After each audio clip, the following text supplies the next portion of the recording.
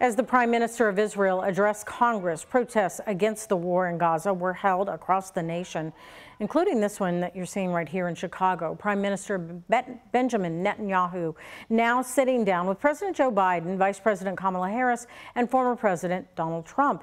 ABC's Lionel Moyes reports on his visit to the U.S. Well, welcome back, Mr. Prime Minister. We got a lot to talk about. Israeli Prime Minister Benjamin Netanyahu meeting with President Joe Biden in the Oval Office today following his fiery speech to Congress yesterday. And I look forward to discussing with you today and working with you in the months ahead on the great issues before us.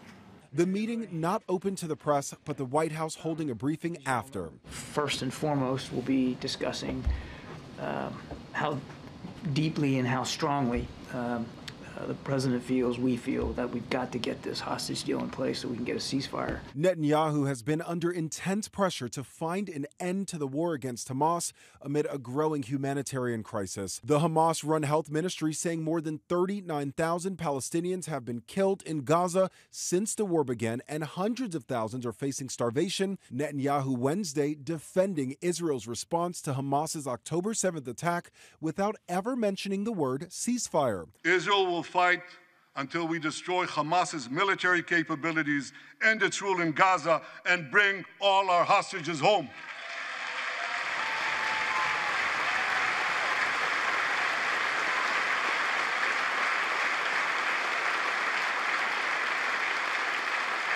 That's what total victory means, and we will settle for nothing less. Vice President Kamala Harris and Netanyahu will also hold a joint meeting today in Washington.